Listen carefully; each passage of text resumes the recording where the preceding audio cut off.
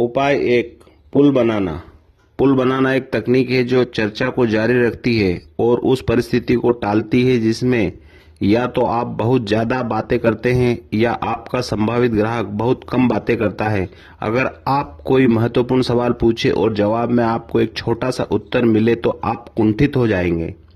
असली जिंदगी की कहानी, किस तरह स्यू ने एक भावहीन व्यक्ति को प्रभावित किया।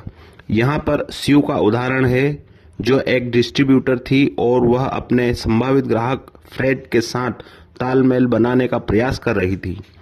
फ्रेड एक कंप्यूटर कंपनी में काम करता था और उसने अपनी लंच की छुट्टी में स्यू को मुलाकात का समय दिया था। फ्रेड शुरुआत में जरा रूखा नजर आया और वह बातूनी स्वभाव का नहीं था, इसलिए स्यू शुरू में थोड़ी निरुत्साहित हो गई। स्यू, आप इस बिजनेस में कैसे आए? फ्रेड, मेरी हमेशा से ही कंप्यूटरों में रुचि थी। इस संबंध में स्यू के पास अधिक जानकारी नहीं थी, इसलिए उसे बात बढ़ाने के लिए अगला सवाल पूछना पड़ा। स्यू, आपको कंप्यूटर के बिजनेस में सबसे अच्छी बात क्या लगती है? फ्रेड, यह लगातार बदलता रहता है। दोबारा दिए गए इस छोटे जवाब ने स्यू को फिर से मजबूर कर दिया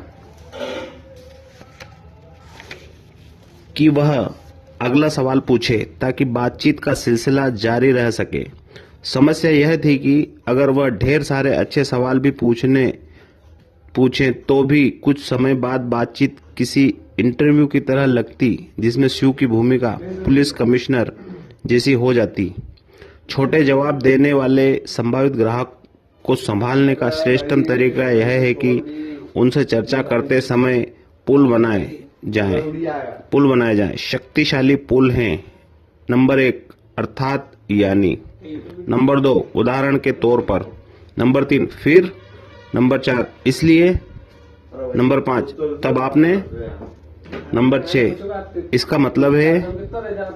हर पुल के बाद आपको चुप हो जाना चाहिए। सौभाग्य से स्यू ने पुलों का उपयोग करना सीख लिया था और फ्रेड के साथ उसकी चर्चा इस तरह चली। स्यू, आप इस व्यवसाय में कैसे आए? फ्रेड, मेरी हमेशा से ही कंप्यूटरों में रुचि थी। स्यू, यानी? फ्रेड, यानी नेटवर्क सिस्टम को बड़े और मध्यम आकार की कंपनियों में लगाना। स्यू, इसका मतलब है? फ्रेड, इसका मतलब है कि मैं किसी भी कंपनी की कार्यप्रणाली में सुधार के लिए ऐसा सॉफ्टवेयर तैयार करने में सहायता करता था जिससे जिंदगी आसान हो जाए। स्यू, उदाहरण के तौर पे? फ्रेड, उदाहरण के तौर पर कल ही की बात लें।